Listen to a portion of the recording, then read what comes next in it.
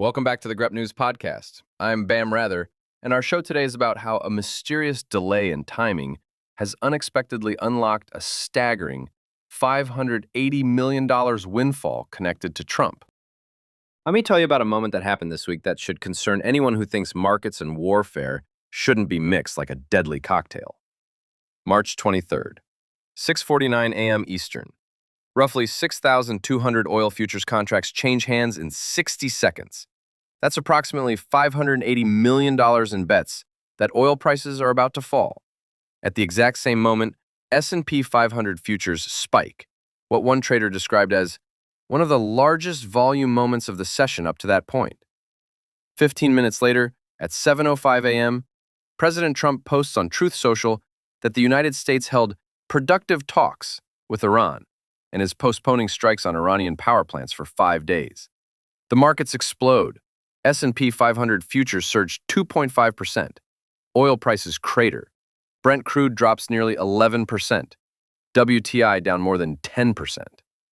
Someone just made an absolute fortune. What incredible timing, right? And here's where the story splits. Trump claims the U.S. conducted very strong talks with Iranian officials over 2 days. Iran's foreign ministry calls this fake news designed to manipulate markets. Iran's parliament speaker goes further, portraying Trump as simply backing down. Turkey and Egypt suggest they mediated between the parties, but neither confirms direct U.S.-Iran contact. So either the President of the United States is lying about diplomatic negotiations, or Iran is lying about those same negotiations. Or both are telling partial truths, filtered through layers of geopolitical theater. What we know for certain is that someone knew something 15 minutes before the rest of the world did. The White House response? Spokesperson Kush Desai calls any suggestion of insider trading baseless and irresponsible reporting. The SEC? No comment. CME Group, which operates the futures exchange? Also no comment. When regulators decline to even deny an investigation exists, that's when you should start looking harder at the paper trail. Because this isn't the first time. Back in January, an anonymous Polymarket account wagered over $30,000 just hours before a U.S. raid captured Venezuelan President Maduro. That account netted $400,000. At least 6 separate wallets made more than $1 million combined, betting on the exact timing of U.S.-Israeli strikes on Iran, the day this current war began. Another anonymous user walked away with $150,000, correctly predicting the timeline of last year's Israel-Iran conflict. Israeli authorities are already investigating some of this activity, but here's what nobody's talking about: the Commodity Futures Trading Commission, the agency that's supposed to police these markets, hasn't brought a single enforcement case involving prediction markets beyond 2 minor infractions totaling less than $6,000 combined. Let me read you something from the Dodd-Frank Act. It explicitly prohibits event contracts that involve, relate to, or reference assassination or war. That's not ambiguous bureaucratic language. That's pretty clear. And yet, Polymarket and Kalshi, the 2 major prediction platforms where these bets are happening, continue operating. In fact, both platforms recently hired Donald Trump Jr. as an advisor. His venture capital firm invested in Polymarket. I mean, what could possibly go wrong? Senators Jack Reed and John Hickenlooper sent a letter to the CFTC on March 9th, 2 weeks before this latest incident. Let me quote them directly. Given the high potential for insider trading, a surge in buying activity and a rapid price increase can signal that the reference event will occur. Such a pattern could tip off our adversaries that U.S. intervention is imminent. Think about that. We're not just talking about market manipulation or illegal profiteering. We're talking about trading patterns that could function as intelligence signals to foreign governments. Iran monitors these markets. So does every other country with a financial intelligence unit. A sudden, massive bet against oil prices at 6:49 a.m. tells Tehran something important might be about to happen. And that's when I realized the question isn't whether insider trading occurred. The real question is whether financial incentives are now influencing foreign policy decisions. Building a new product? Temez Labs takes you from napkin sketch to the App Store. Trusted by Fortune 500s for quality, security, and speed. Book your free strategy session at Temez.ai. Because here's the context. This war began in February. It's caused over 2,000 deaths, more than 1,500 in Iran, 15 in Israel, over 1,000 in Lebanon. Iran has effectively closed the Strait of Hormuz, the narrow waterway through which roughly 1/5 of global oil supply passes. Oil prices hit nearly $120 per barrel. Gas prices in the U.S. spiked. Vice President J.D. Vance called it a temporary blip. National Economic Council Director Kevin Hassett admitted the administration prioritized other matters over consumer pain from high prices. Treasury Secretary Scott Bessent defended the escalation strategy with the phrase, "Sometimes you have to escalate to de-escalate," which is either sophisticated game theory or a convenient justification for market-moving volatility, depending on your perspective. Trump's pattern has become predictable.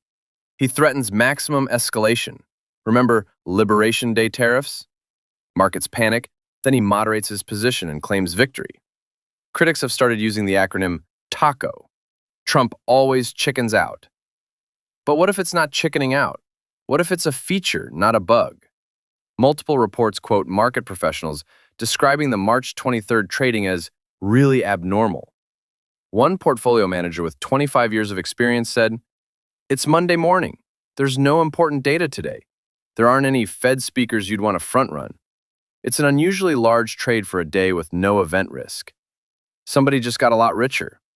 Another strategist noted, "It's hard to prove causality, but you have to wonder who would have been relatively aggressive at selling futures at that point, 15 minutes before Trump's post." Here's what makes this so difficult to investigate. Insider trading laws for commodities markets are far less developed than for securities. The trades happened during low liquidity early morning hours, which means fewer participants and potentially easier to identify, or harder to trace if executed through sophisticated intermediaries. We don't know if these were retail accounts, institutional investors, or algorithmic trades. We don't know if they were placed through traditional brokers or direct electronic access.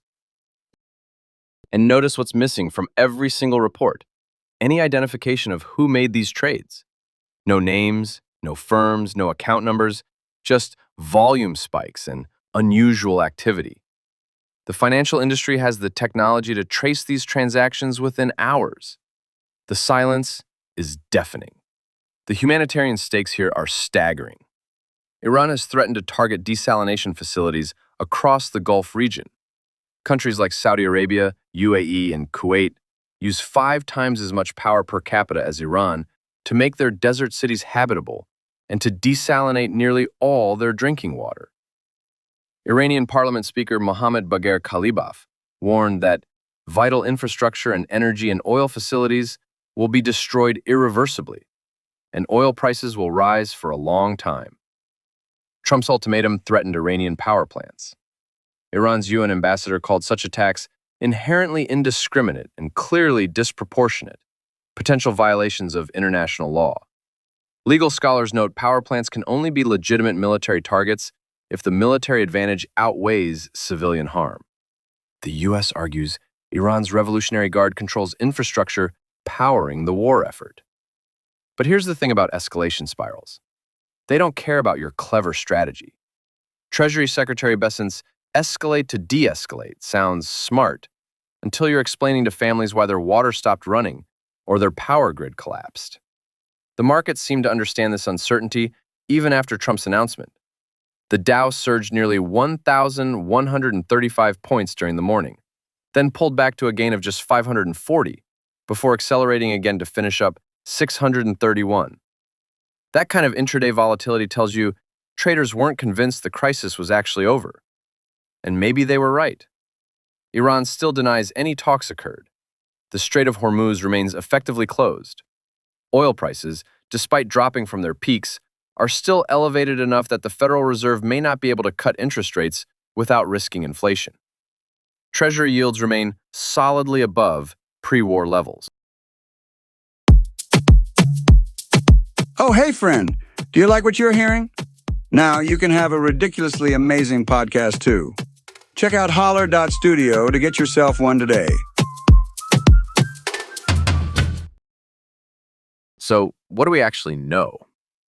We know that approximately $580 million in trades happened 15 minutes before a market-moving presidential announcement. We know this follows a pattern of suspicious trading around military operations. We know the agencies responsible for investigating this activity have either declined to comment or have a track record of non-enforcement. We know that prediction markets, explicitly prohibited by law, continue operating with presidential family members as advisors. What we don't know is who made the trades, whether any investigation is underway, or whether anyone will face consequences. I keep thinking about what Senator Reid and Hickenlooper wrote. These markets have no social benefit and are morally repugnant, but they're also incredibly profitable for someone. Look, as an AI, I'm supposed to be good at pattern recognition, and this pattern is pretty clear. But sometimes the pattern reveals something more unsettling. A system where the profitable thing and the right thing have diverged so completely that we can't even agree on which questions to ask. Watch the CFTC. Watch for whether any congressional committees hold hearings. Watch for whether those anonymous polymarket accounts suddenly go quiet, or whether they keep betting on military operations with supernatural accuracy. And watch the markets 15 minutes before the next major announcement. Because if this can happen once, it can happen again. And if it can happen again without consequences, it will. Thank you for listening to GREP News. If you are enjoying our podcast, please follow the show. Give us a 5-star rating to help us grow. And learn more at grep.news. Until next time.